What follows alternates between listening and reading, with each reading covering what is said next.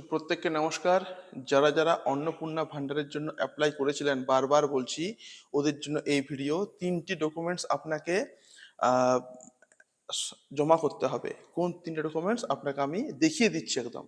কারণ যারা যারা ধরুন যে আপনার জুলাই মাসে অন্নপূর্ণা ভান্ডার পেয়েছেন এবং যারা আগস্ট মাসে অন্নপূর্ণা ভান্ডার পেতে চলেছেন, প্রত্যেকের জন্য এই ভিডিওটা।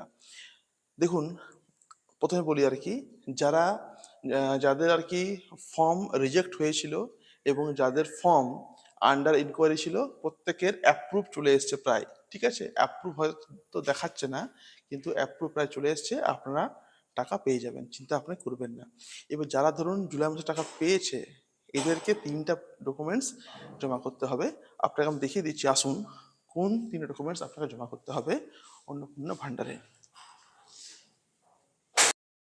দেখুন, জুন মাসে এবং জুলাই মাসে যারা অন্নপূর্ণা ভান্ডারে টাকা পেয়েছে, তাদের জুলাই মাসের 25 তারিখের মধ্যে 3টে ডকুমেন্টস আপনাকে জমা করতে হবে। ঠিক আছে, তাহলে জুন মাসে এবং জুলাই মাসে টাকা পেয়েছে, 3টে ডকুমেন্টস রয়েছে। কি কি? প্রথম রয়েছে, যারা অন্নপূর্ণা ভান্ডারের ফর্ম ফিল আপ করেছিলেন, ফর্ম ফিল আপের পরে যে রিসিপ্ট কপিটা দিয়েছিল, সেটার জেরক্স। সবাই ফর্ম ফিল আপ করেছিলেন, ফর্ম ফিল আপ করার পরে আপনাকে একটা রিসিপ্ট কপি দেওয়া হয়েছিল, সেটা জেরক্স করাবেন খুব সুন্দর করে, পরিষ্কার। সেটা আপনাকে জমা করতে হবে। কোথায় করবেন সেটা বলে দিচ্ছি। নেক্সট হলো, 2026 সালে যারা ভোট দিয়েছিলেন, সেই ভোটের সময় একটা ভোটার স্লিপ দেওয়া হয়েছিল, সেটার জেরক্স। ঠিক আছে, সেটা আপনাকে জমা করতে আর কি হবে, ভোটার স্লিপটা। যারা এবছর ভোট দিয়েছিলেন, তারপরে যে দিয়েছে ভোটার স্লিপটা, এটা জমা করবেন। আর আধার কার্ডের জেরক্স। এবারে এই তিনটা জিনিস আপনি জোগাড় করলেন, আপনি জমা করলেন। কোথায় করবেন? দেখুন, প্রত্যেকটা গ্রামে, প্রত্যেকটা শহরে, পাড়ায় পাড়ায় দেখবেন ICDS দিদিরা বসে রয়েছে।